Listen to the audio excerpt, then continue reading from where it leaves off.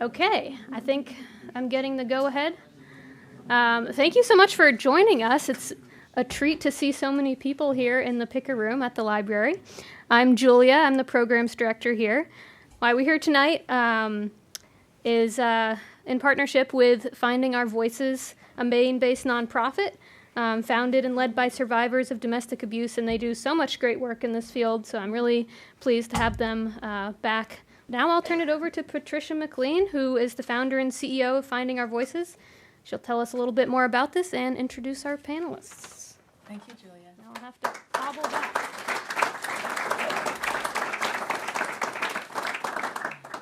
Thank you, Julia, and the Camden Public Library. I stood here in 2019 on Valentine's Day, which was the launch of Finding Our Voices. It was a photo exhibit of 14 survivors, my photo portraits of them.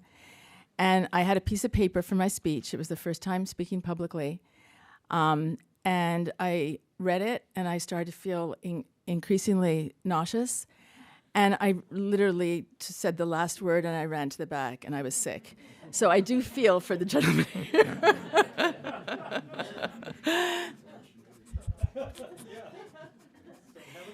The bathroom's right there. But how this came about was just the past while, more and more men have been coming up to me and telling me that my father was violent, my father was abusive. A lot of times they'll say, my mother was a victim of domestic abuse. And then one man said to me, my father beat up my mother all the time. And it's interesting that all of us boys married strong women who weren't like my mother. And he said that to me knowing that I have been through domestic abuse. But it's just, people don't understand. And so more and more people, more and more men saying that to me, I was like, we have to pull something together and we have to start talking about this. Especially with men, like they talk about it, I'm sure, less than women would. And so I knew Jory from, Jory had mentioned to me, I don't know if Jory remembers this, but he mentioned to me maybe 2 or 3 years ago after we'd had the first Finding Our Voices thing, about that he had a violent father, and that always stuck in my mind. And so I said, I'm gonna call him, and I called Jory, and I said, Jory, this is what I'm thinking about. He said, I'm in. And then Scott, who has been a wonderful supporter of Finding Our Voices and reached out and told me how much he likes what we're doing, and he had mentioned the same thing to me, and I called him, and before I even finished, he said, I'm there. And then Dana has been another, stepped up to be a supporter, volunteer of ours. He's helped take our posters around Biddeford. And I sat with him actually at the Camden Deli, and he said, well, my father wasn't, he said he wasn't abusive, he was emotional. And then I called Dana, and at first I don't know if he really wanted to do it, but I had him, think about it, and here he is. Jon has been, Jon was our first board member, Jon Wilson. And I thought immediately of asking Jon to facilitate this because he'll tell you a little more, but part of the work that he does is facilitating dialogue.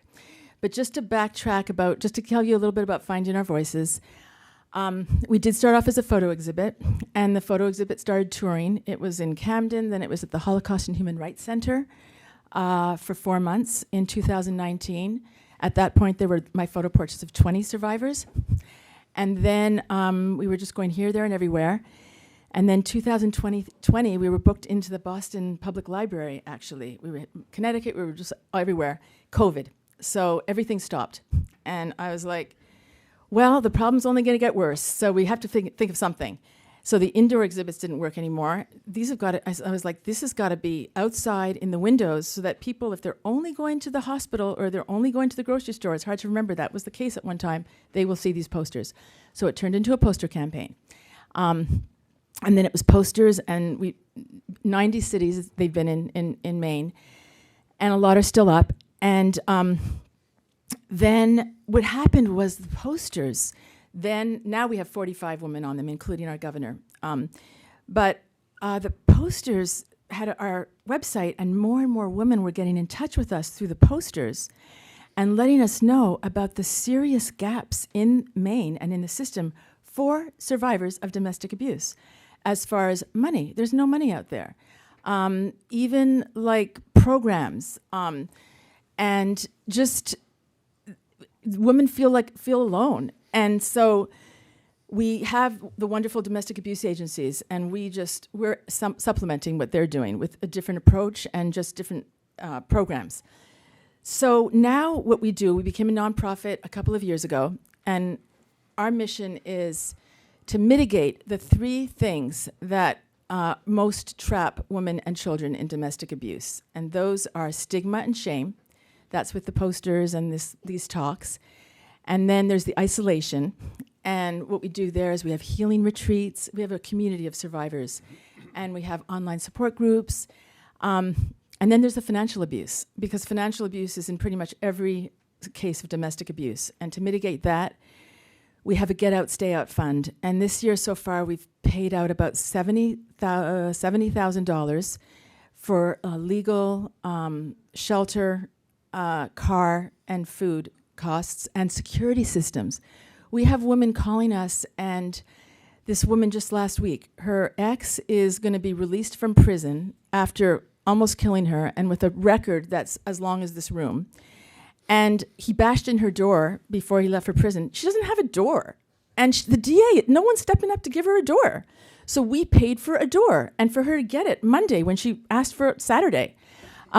People call and they need security systems. The DAs are releasing these homicidal maniacs who are gunning for these women, and they're not calling the women in to say, sorry, we have to give them, early release, good behavior, whatever, plea deal. What can we do to keep you safe? No, they're just releasing. And a lot of times they don't even notify the victim. So these are the kind of things that we're stepping up to help to do. So I just want to sort of wrap this up by saying that we really could use volunteers, and we have specific things we could use volunteers for. I really need someone to come to my house and help me put my Finding Our Voices scrapbook together. We've got part 1 and part 2. It's like piled up on my desk. That's one project. Organize files, just make calls for us, help us get flyers out when we're doing events. There's lots of different things that people could do. So if you're at all interested in volunteering, please get in touch. And also year-end giving, please think about Finding Our Voices. And I would like to introduce my good friend, Mary Lou, who's driven from Scarborough. Mary Lou facilitates our online support group sometimes, and then she also facilitates my book club, online book club, and we do a lot of things together. And we have had a lot of talks about our children and challenges because of the domestic abuse. And it was hard. My family was blown to bits when my ex was arrested, and it took a lot of. It was hard, and we are wonderful now. But there was a time that I didn't know if we would be talking. It's horrible to say, but things were really hard, and it took a lot, therapy and different things. But that's what happens a lot of times. So Mary Lou has something to say, and then after that, we're going to turn it over to the men. But I wanted to welcome my good friend Mary Lou, my sister. Okay. Wow, I think we break the record today with attendance. Thank you, and I'm here as a survivor and a mother that lived in a domestic abuse situation, and I do better when I read, so I'll try to keep it. It's only 3 minutes. So on August 21st, 2005, I left my 43-year abusive marriage at the age of 65. As I pulled out of the driveway and the garage door closed, it was the first day I began to respect myself. Even though I was crying and even though I was depressed, I haven't ever looked back since that day. As a mother of 4 children, 1 daughter and 3 sons, that lived in our dysfunctional and abusive house, I never knew or understood that we were victims of domestic abuse. I struggled daily to maintain the status quo, and I believed if I prayed hard enough and did things differently, we would live happily ever after. Never realizing the danger we were living in, 24/7, 365, with my abuser who had guns. I truly believed that I did the best I could at that time. I would love to give the answer to why I stayed and did not protect my children from their father's sociopathic and narcissistic behavior. I lived in a daze of fear to protect us from the power and control of my ex-husband had over each of us. No one knew. No one knew. That the daily hell on earth we lived, not even our families and friends. It was about protecting his good name. He was a college professor who was respected by his colleagues and community, and he was an evil monster when the doors of our house were locked.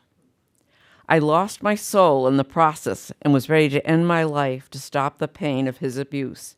Praise God, I chose life on August 20th, 2005. Each of my children have deep scars from living with their father's abuse. My only daughter died by suicide at age 51. One son doesn't talk to me. Another is a motivational speaker in California who shares his story to help others. I live with radical acceptance. My youngest son, Billy, and his wife, Sarah, live close by. They embrace me and love me, just the way I am. I'm very close to my daughter's daughters, Megan and Annie, and their spouses who live in Portland. I'm blessed and grateful to have all of them in my life. The men on our panel tonight will share their stories of living with abusive fathers. The ripple effect of domestic abuse touches everyone in the family and beyond. I have tears in my eyes as I write. They are tears of hope. Hope for that the Sisterhood of Finding Our Voices, who works tirelessly to bring the message of breaking the silence of domestic abuse, and to the audience who will leave informed and enlightened of the horrors of domestic abuse that will be shared tonight, and to pray for those being abused as I speak right now. Thank you, and God bless you.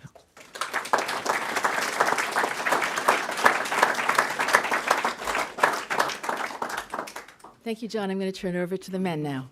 Okay. So I'm Jon Wilson.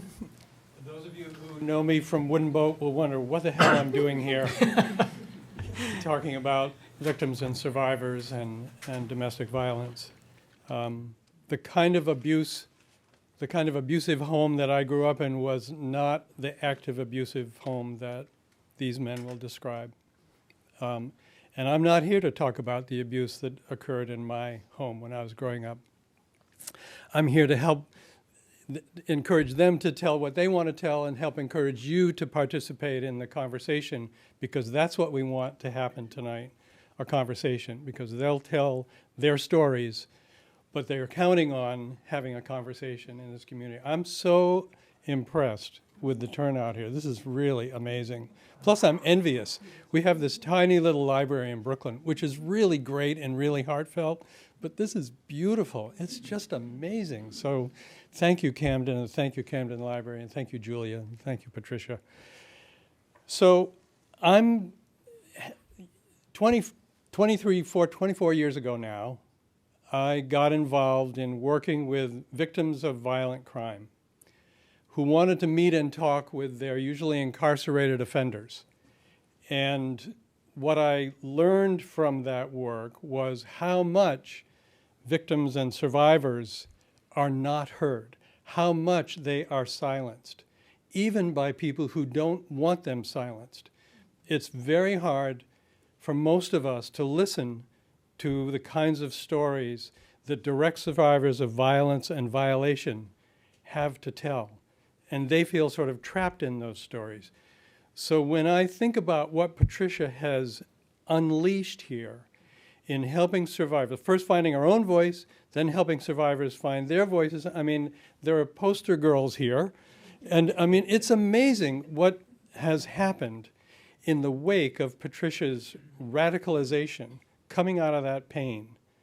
And it's a real honor for me to be to have been working with her on this project as part of the board of Finding Our Voices. But this is like what I love most to do, help survivors be heard. And tonight that's what we're going to do. And they will, these men, brave men, will introduce themselves and tell something of their stories. And then I'll ask them a couple of questions and then we'll open it up. But I want to tell you something. You know, Mary Lou talked about the sociopathy here among these kinds of offenders. So I've worked for 24 years with offenders in the worst kinds of crimes because their victims and survivors want to talk with them about those crimes.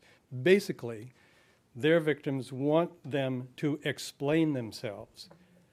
How could you do this? How could you do this to me or to my loved one? Explain yourself. That's what they want.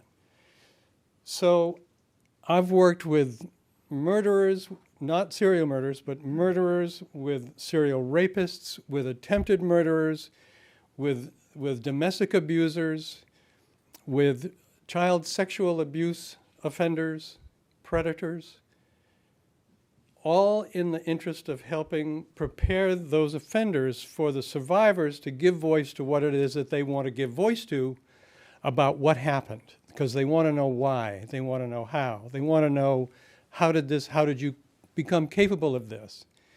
So in all the different crime types I've worked with the offenders in service to the victims, it shocks me still to be able to have to report to you that domestic violence offenders are the hardest population of offenders to work with.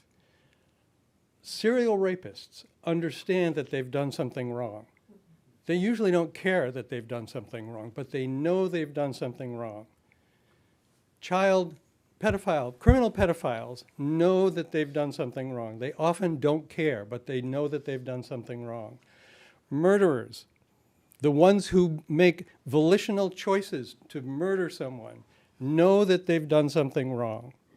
I could go on in all different crime types. Domestic abusers don't actually believe that they did something wrong in 90% of the cases, except for the fact that they got sentenced to a prison sentence. They're thinking like,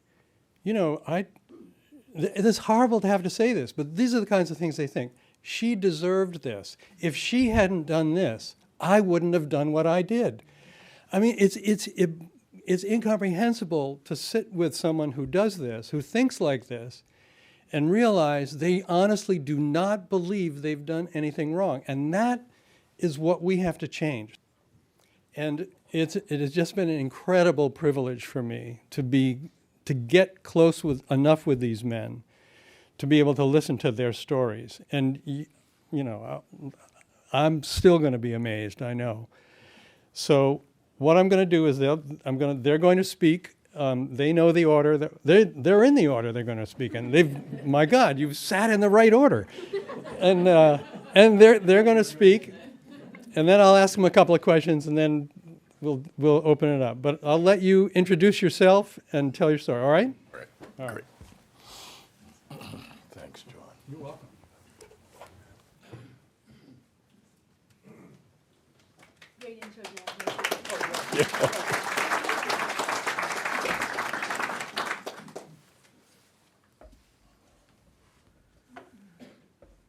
I've done a lot of public speaking in my life. I've run 3 national organizations. I've testified before Congress. I've spoken at rallies of 35,000 people. I'm nervous. And yet, I'm coming on my retirement my beginning of my retirement on the 1st of January, after a lifetime in the environmental movement. And suddenly, I'm here. Scott, tell us who you are. I will. Okay. I will. I will. My bad. Thank you. Sometimes I forget.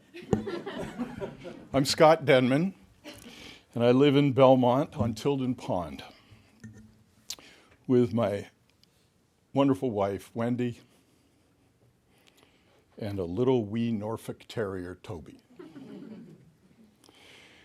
But before I get started, I want to bring it down home real and now. Last night in Searsmont, just down the road from us, a guy who was known to be abusive, a wife who had left the house to get away from him, came back to get something. He shot her and killed her, and then he shot himself. Domestic abuse is happening everywhere, every day. We hope that we can end it. I was born and I lived the first 13 years of my life on Cape Cod with my mother Lucille, my father Nathaniel, and my 6 sibs, 2 older brothers and 4 younger sisters. My father was diagnosed as manic depressive and bipolar. He himself was raised by an alcoholic philanderer who considered my dad the black sheep of his family with 4 children. Dad's mother had no concept how to care for children, so he was raised mostly by his grandmother and his aunt. Being a member of Mensa attests to my dad's brilliance, that he perpetrated violence and emotional terror on his wife and family attests to his severely stunted emotional capacity. Dad's inability to cope with his own childhood trauma perpetuated the abuse cycle. My mother was the last and late-in-life child of her beloved father from Blair, Ohio, and stoic mother. Intellectually bright, Mom earned a graduate degree from Yale School of Nursing. On the dark side, however, her brother fondled her in her early teens, a dark secret until late in life. During the late 1950s and early 1960s, my father's physics consulting business was growing but highly stressful. His consultants built the mid-course correction system for the Apollo mission. My dad worked at home. My mom did as well, raising the 7 of us. Another huge stress was the construction of a Main Street bypass right through our backyard in Falmouth, Massachusetts. My childhood memories are haunted by violence and a relentless emotional hurricane. According to the court documents, my father would shake me and hit me to stop crying when I was a baby getting my diapers changed. My mother apparently pounded on his back, unable to stop him. I don't cognitively remember that, but spent 20 years plus in therapy to understand, to accept, and to grow out from under the control underneath the childhood trauma shadow. Dinner time with the 9 of us around the oval kitchen table often devolved into a screaming rant from my father and my mom being hit. One time, all of us crying and panicked, Dad pushed food in her face and flung a full gallon of relish all around the kitchen. He then took a glass pitcher full of milk, poured it on her, suspending that glass empty pitcher above her in a terrifying threat to smash it on her head.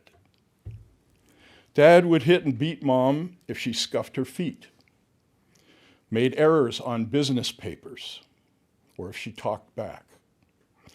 Enraged, my dad once made my mom smash her extensive and loved jazz record collection.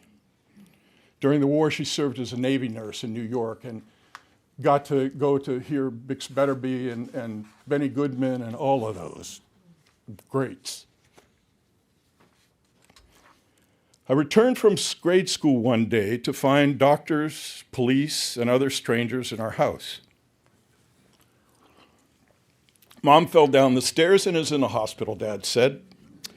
Much later, I learned that Dad had kicked Mom in the gut with his boot on and ruptured her spleen. She came within 15 minutes of dying, according to the doctors.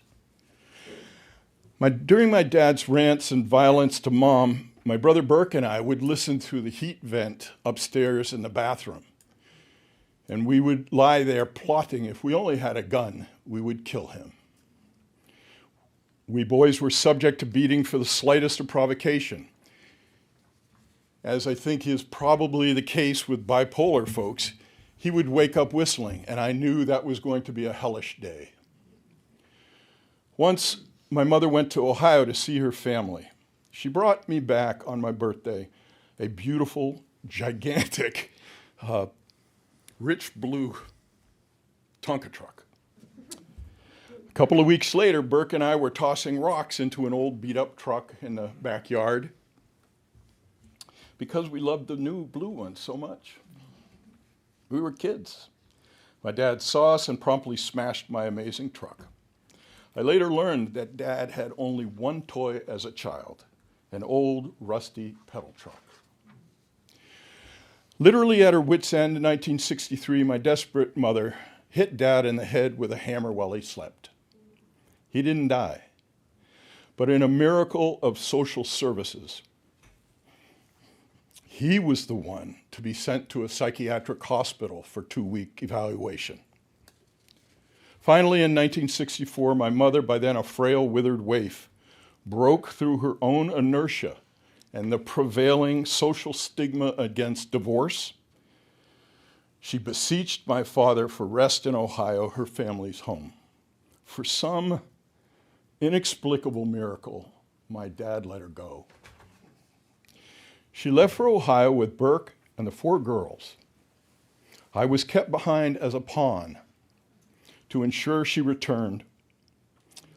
Burke went with him because my dad despised him. As he had been the black sheep in his family, he had turned Burke into the black sheep in our family. Then in high school, my oldest brother, Mark, did not want to go to Ohio. That desperately sad summer day, I watched my mom and my 5 sibs drive away, leaving me behind. Looking back now, I believe I literally abandoned myself at that moment. In my mind, I thought, of course I can't go too. I'm just not worthy. I soon became anemic. I gained weight. I became addicted to sugar and lived in a made-up fantasy world, constantly daydreaming about refighting World War II battles against the Nazis, fighting and heroically killing Nazis and bad guys, sustaining horrific imaginary wounds. In my fantasy, I would linger at death's door while the whole country and the president paid for my recovery. I was in a serious fantasy world. For 2 years, between the ages of 11 and 13, I lived in the gulag with my dad and my oldest brother.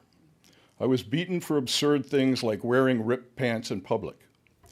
My dad never bought me any clothes, nor did he ensure that I brushed my teeth, washed my hair, or anything of that kind of hygienic care. In 1966, my mom finally got custody of me after a dramatic 2 years long court battle. My father's lawyer was F. Lee Bailey. Once away from my father, I immediately began to grow into my healthy self and stretch my wings. Mom raised us 6 kids without any child support or alimony funds. Dad simply refused to pay. In Ohio, I acted out my rage using vandalism. I wasn't beaten. I was denigrated. I wasn't denigrated, but my mom made sure I apologized and made amends. I learned my actions were my responsibility and that there were real-life consequences for harming others and things.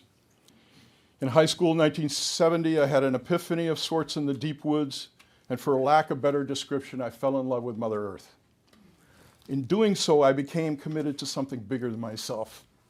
I think it saved me. In my senior year of high school, I started organizing after Earth Day 1970 to protect the environment. In 1971, I worked with Ralph Nader and testified in the US Congress for the first time at the age of 18 to help stop the strip mining of the Hopi and Navajo Indian lands. Since 1982, I've run 3 national environmental organizations. The metaphor is obvious. I spent my career protecting Mother Earth against the corporate patriarchy. Years of therapy has helped to truly take care of myself and therefore others. I'm grateful for peeling back the layers of the trauma onion and discovering and accepting who I really am and beginning to love myself. I know I'm going a little long here, so excuse me. The long-term effect of childhood trauma has created various difficulties. I've tended to put women on pedestals, and it took a couple of days before I could even argue with any woman. But women are not complete saints, and men are not complete devils, as imprinted by my childhood and early teen years. I am grateful for my loving and non-enabling wife. She's done her own spiritual work and psychological work, and she doesn't try to fix me, she doesn't try to change me, or take on any of my crap. In being true to herself and her own sovereignty, when I'm irrational, I have no one to blame and nowhere to look except into the mirror, and then take an adult responsibility for my own feelings and the antecedents of my angers, frustration, and resentments. I'm grateful for the Great Spirit's gift of forgiveness and the capacity to heal. I eventually forgave my father for his cruelty and my mother for the very complicated issue of abandonment. It has taken me much, much longer to forgive and truly, honestly nurture myself. That is a present and daily task. At this point in my life, I've had the good fortune to work for the health of the planet with incredible people based on deep mutual values, speaking truth to power, and taking positive action in a collaborative, open spirit. With the grace of the higher power and many, many wonderful souls, I stand here today to end domestic violence and abuse. To those who experience abuse, I am your brother. We can learn to survive and thrive and then break the cycle. Together we can and we will achieve the vision of safe, loving families, thriving in peace, justice, and healthy collaboration. And I thank you all for being here. Woo.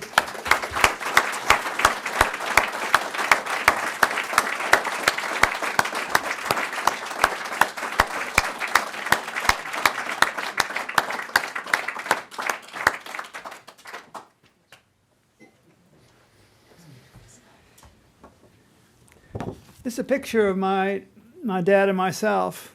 I was 15 and he was 45, and we just finished 2 years of him coaching me to become an Eagle Scout, as he was 30 years earlier. I'll pass this around. As I look closely, I can see a tenderness in my dad. Here he is, the skill giver, a job that he took very, very seriously. He's very insistent skill giver. From the beginning, I did projects with my dad, and he made me into the almost compulsive engineer that I am now. You've probably seen me driving my contraptions around town.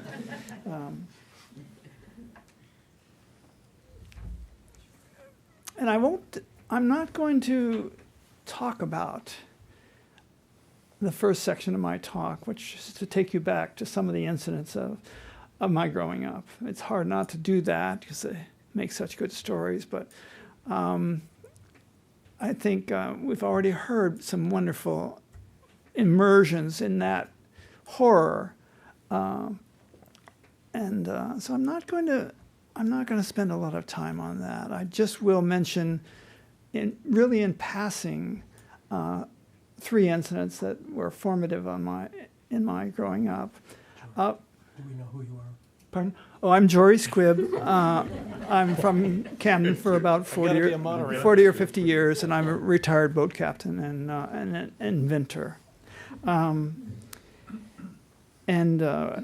like to take you back when I was 6 years old, and my big sister was 8 years old, and my 2 other sisters were 2 and 4 years old, and we were sitting in the back of our 1941 green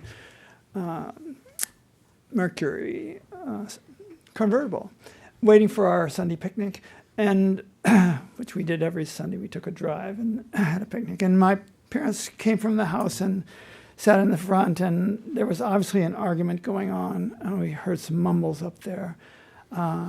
And then we heard this slap, resounding slap.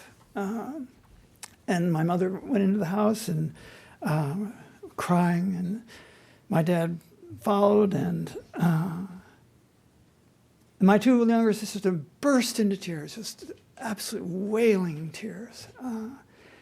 And I turned to my 8-year-old big sister, and she said, "Dad is spanking Mama the same way he spanks us. She's done something wrong."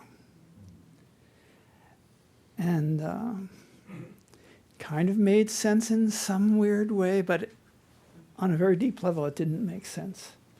On a very deep level, my sisters were telling me the truth. Their wail was telling me the truth. That the foundations were shifting, things were different. Fast forward 2 more years, we'd moved to Michigan from Cincinnati. My dad and mom were entertaining his new boss and his boss's wife, and we were supposed to come down and meet the company before we went to bed, and I didn't do it. I was very shy. My dad came stomping up the stairs after the company had left and swung and hit me in the mouth and broke a tooth, and blood was all over, and stomped downstairs, and my mother came up and helped me get cleaned up and get into bed. And my mother was completely silent. Completely silent. Just add that to abuse is sometimes different than doing something. Sometimes it's not doing something.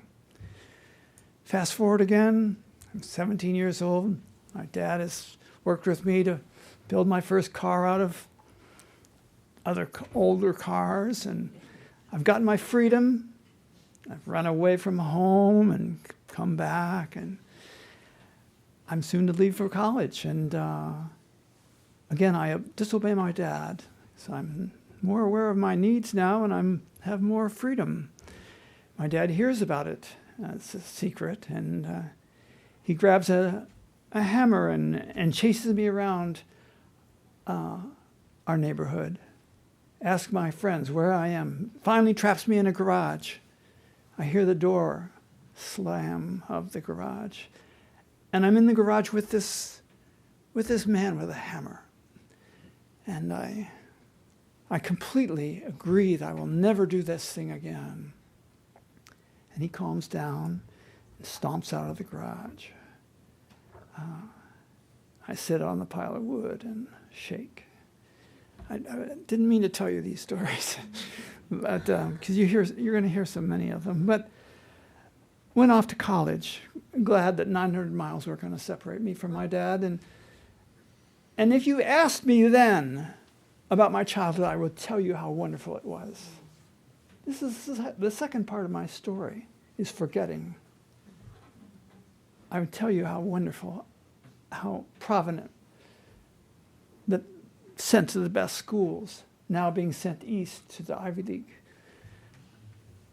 That was a story that I had in my forebrain.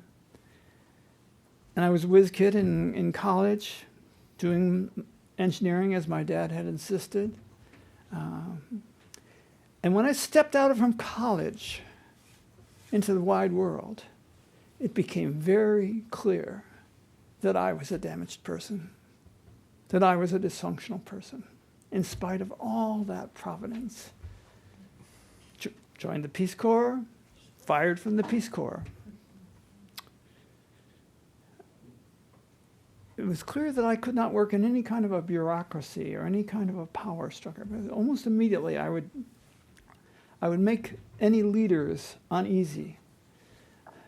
Had a wonderful first romance, 3 or 4 years long, very stormy, very wonderful. Called off by her just before the wedding. And what she said to me is interesting. She said, "Jory, you are so much fun. You are The times when it's been good with you have just been so wonderful.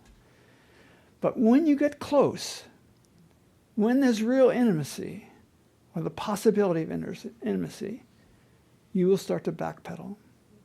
You will start to blame. You will start to get sarcastic. You will use that great intellect of yours to create distance. And I can't stand it anymore. And here's your ring. And we're calling off this wedding. And don't come and pursue me. Because I know you're going to turn on your charm the way you always have. But it won't work anymore. I'm out of here. So I thought I didn't hear that, but I heard that. And from that point on, relationships were even more distant. I didn't take risks in relationship. Got another, later on, a wonderful job, fired.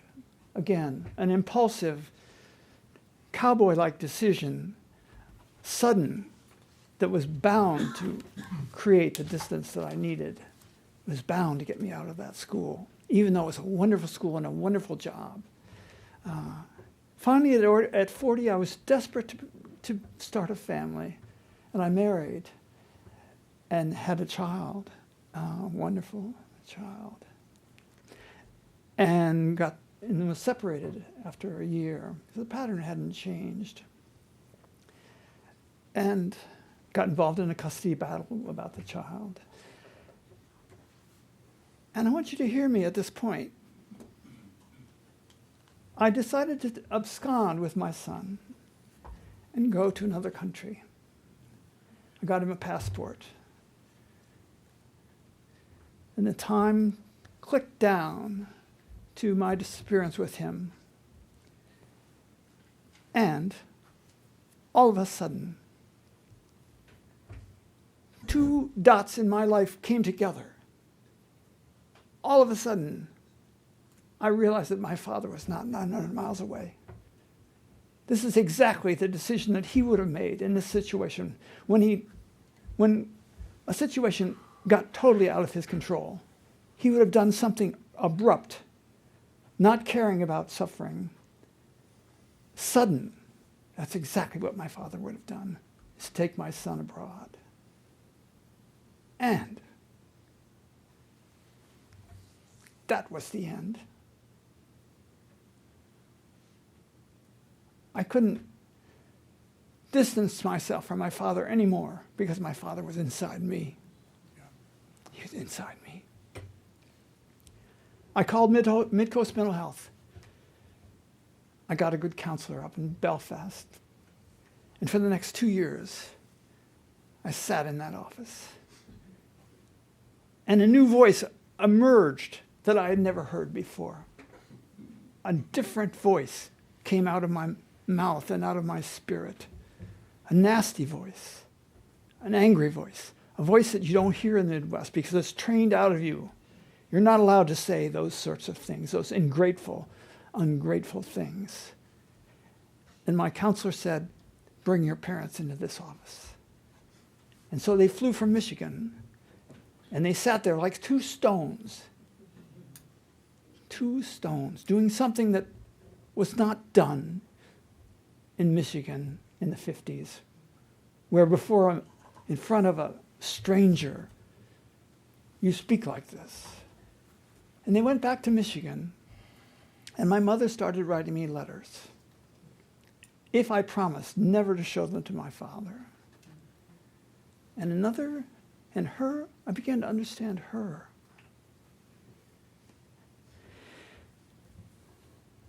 From that time, after those 2 years, I remarried, had 2 daughters. And I know you want a happy ever after story coming here, and it's not there. The pattern was still there, but it lost its power, some of its power. There was now a kind of awareness that the pattern would come up periodically. I was helped by my wife's calling me by my dad's name. My name is George, my dad's name is George, my grandfather and great-grandfather, all Georges. But I use the name Jory as a way of distancing myself from my dad. And my wife would sometimes say, "Okay, George." That pattern was still there. So the fourth part of my story is healing, but only partial healing. Because healing is not a product. It's a process. And it's never over. It's never over. But it does, suffering does diminish a little bit. And we are able to break the cycle.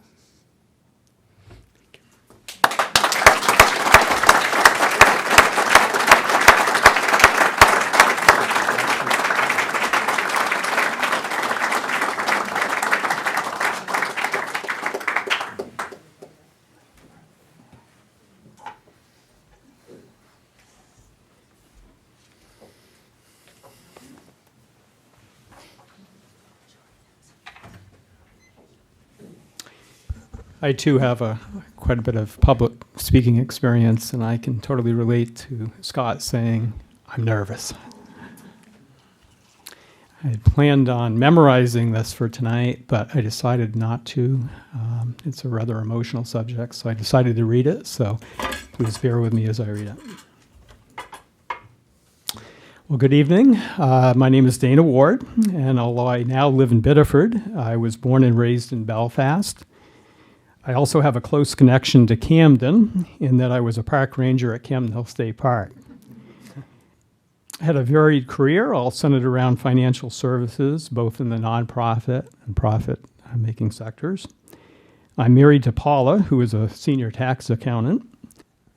So thank you for coming tonight to listen to our stories, as difficult as they are for our newfound friends and me to share.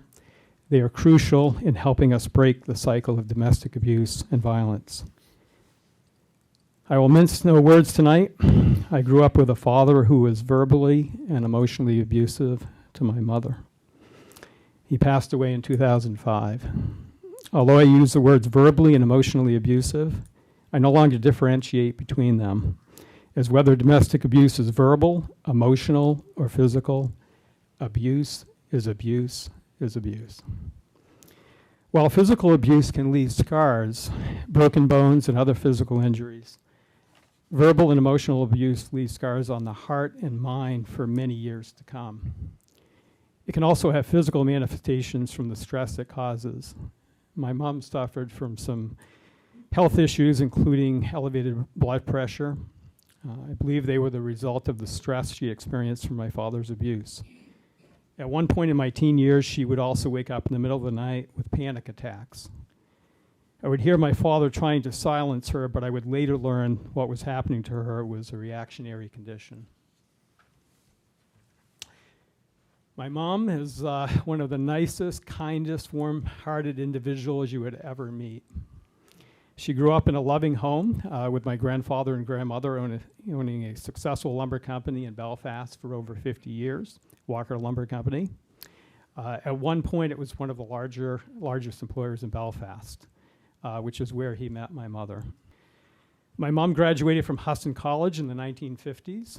I would often hear my father use the term college-educated fools. Not until I got older did I realize that by virtue of calling people college-educated fools, he was calling my mom a fool.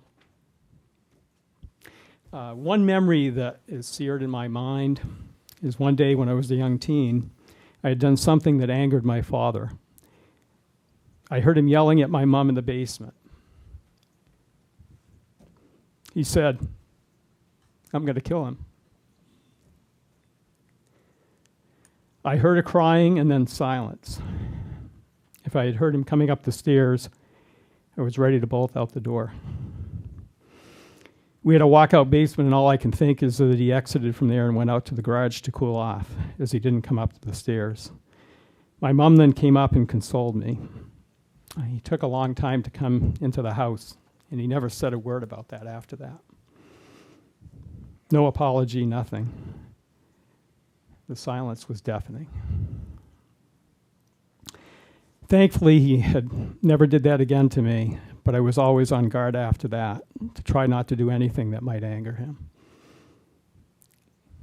Here it is, over 40 years later, and I have to keep telling my younger self that he didn't have any intention of killing me.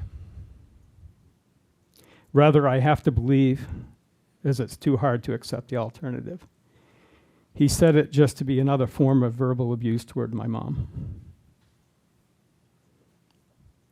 What better way to control a mom than for a father, stepfather, or mother's boyfriend to say that he's going to kill his child?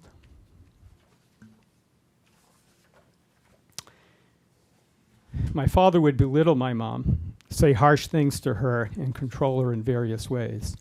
She would walk on pins and needles with him, never knowing what may set him off. Before she had me, she miscarried with twins. From what I understand, she went into a depression, and understandably so. During that difficult and vulnerable time, she started attending a Baptist church in Belfast, First Baptist Church. I don't know why she left First Baptist Church, but she ended up attending a Pentecostal church. Their views are quite legalistic. They believe the husband is the head of the household, essentially making the wife subservient to the husband. Sadly, this emboldened my father, who was already controlling to begin with. Patriarchy, sexism, and misogyny are alive and well in those high-control, authoritarian-type churches. Is it no wonder that with such twisted teachings that my mom waited on my father like a servant? Speaking of churches, this isn't the forum to go into details about it, but I'd be remiss not to mention that I've been fighting another form of abuse for over 20 years, clergy sexual abuse. I bring this up as my work fighting clergy sexual abuse has so much in common with my fight against domestic abuse and violence. What the abusers want to keep secret and behind closed doors is being exposed to the light of day, especially thanks to social media today. Perpetrators of all types are finally being exposed, and for that, I am most grateful.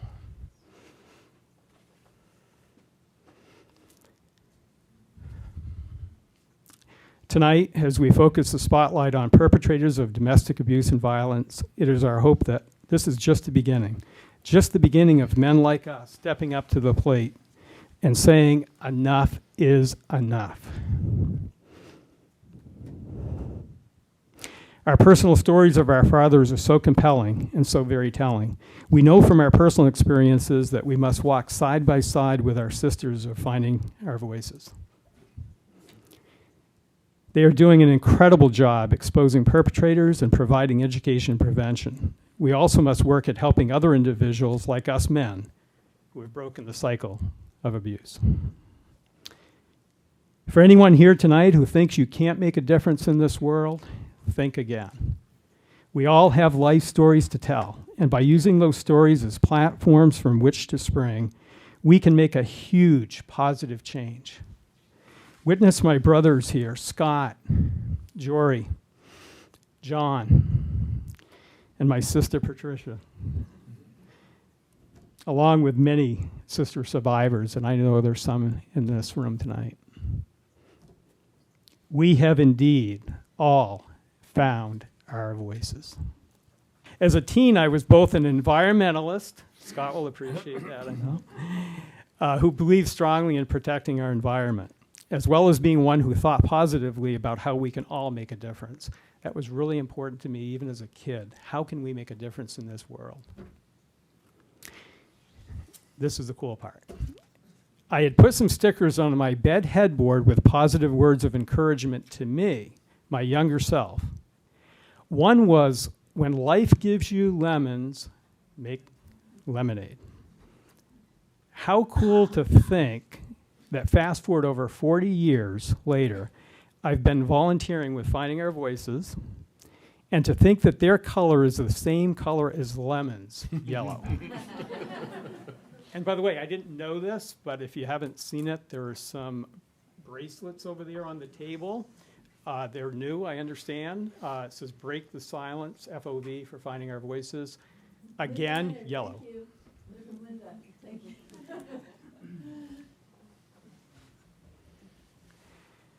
Speaking of yellow, I wore a yellow T-shirt when I helped putting up Finding Our Voices posters all around Biddeford and Saco last year. And again this year when we survivors and advocates stood behind Governor Janet Mills as she signed a domestic abuse-related bill into law. That was such an incredible experience to stand behind our governor. If I could only go back in time and tell my younger self how that sticker on my headboard showing a picture of lemons and with the words, "When life gives you lemons, make lemonade."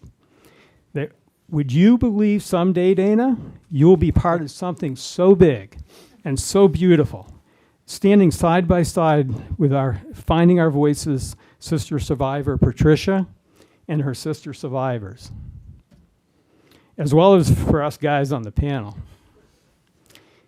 I would have known in my heart and soul that no matter how hard it was at that time, that life someday would get so much better, that life is indeed worth living. I want to thank you all for listening to our stories tonight and for helping us as we press on, making lemonade out of life's lemons. May this night be a force for change. Thank you. You're here.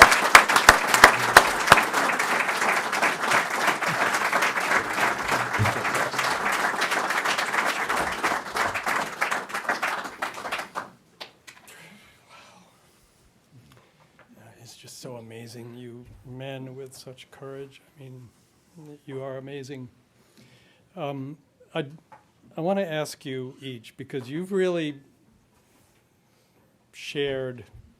bared some pain here. And I just want to check in. Like, what is this, Scott, starting with you, what is this feeling like to be in this room with people who know you and people who don't? And say a little bit to us about what this is like for you. Wow. It's so weird, and it's so great, and it's so wonderful, and it's so frightening, and it's everything all at once. And I mean, there's just so many miracles that are occurring right now in my life as I transition from my career. I mean, real miracles I could go on about, amazing. And I just, to have this as an opening, and to have you folks here to listen, to share with. I'm grateful. All right, thank you, Scott. All right.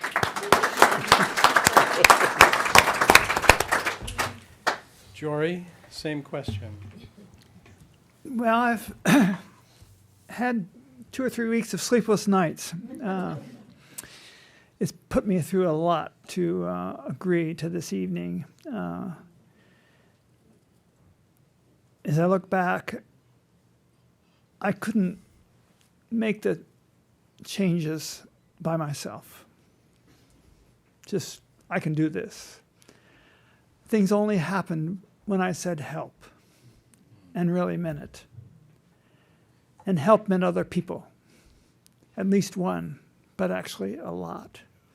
Somehow this work has to be social. In my experience, it has to be public. It has to come out of isolation, because so much of what we're dealing with, what I was dealing with, is subconscious. It's covered up with minimization and denial. And as long as I'm left alone, that will tell the story. So here we are in what to me is sacred space. This is sacred space. It's a safe space. I'm surrounded by people who offer safety and have their own stories. And I can't tell you how grateful I am. Okay, thanks.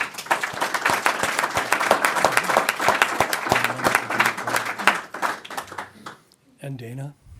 I have to say that What you folks don't know is leading up to tonight, we 4 guys have gotten together 4 times, and it has been an incredible experience. I've gained 3 brothers that I didn't know I have. And I want to thank Patricia for giving us this platform. It's just been an incredible experience. Thank you.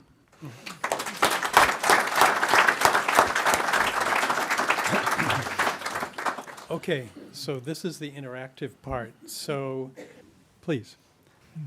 I have had the remarkable fortune of growing up living here in Camden, Maine, even though I've only lived here 40 years out of my 72. It's growing up here because largely and most specifically because of the men's group that I am a member of for the last 36 years, where we meet once a week or once every 2 weeks and have deep, affirming, honest conversations where I am called upon to be ruthlessly honest as much as I can be. And listening. It has taught me to listen to the stories of others. That has given me an ability to have voice. And I know because I can't tell you, probably 1,000 people or more have told me how rare it is, personally told me one-to-one, how rare it is to have, for men to have the kind of community that we have. A couple members of my men's group are in here tonight, and for that I'm very grateful. One an older member and one an older, more recent member. But anyway, for both of you, I'm glad you're here.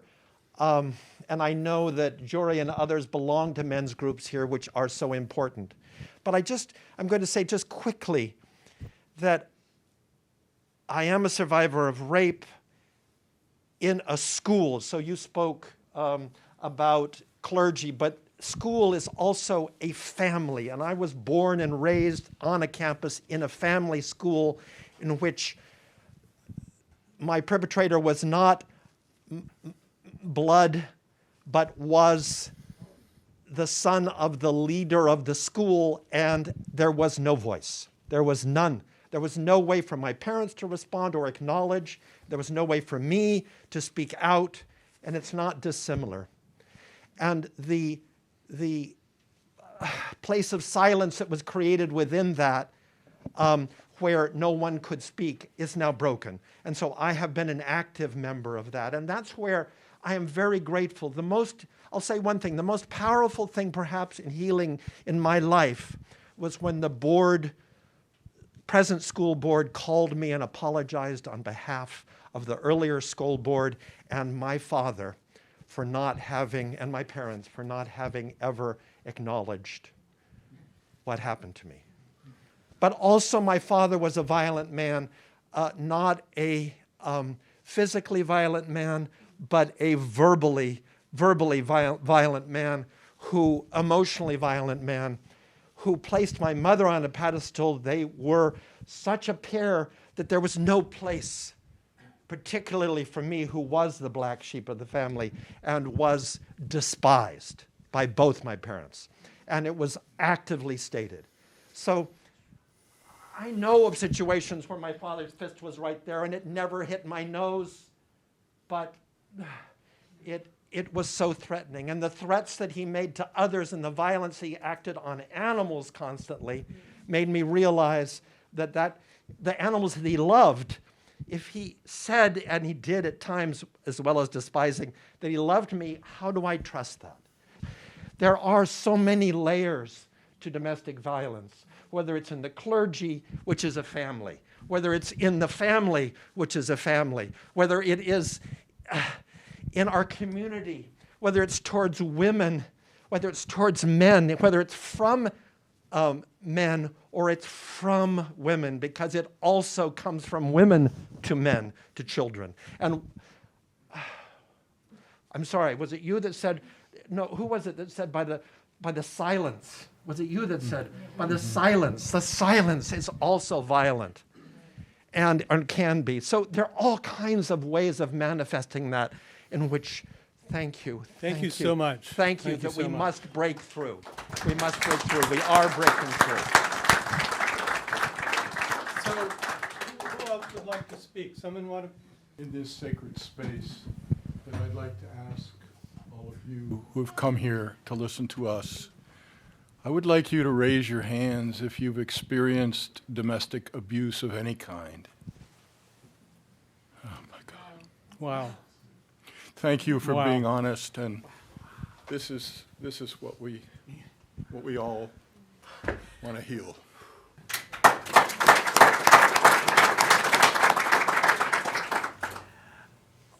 I look forward to the time when a meeting like this happens in every place. Yeah. And that an 8-year-old or a 10-year-old or a 16-year-old boy could hear this and could develop the vocabulary that we're developing tonight. So it just comes out in the open. It's not secretive and not implicit, or it's right out there in the open. Thank you. Thank you, Jory.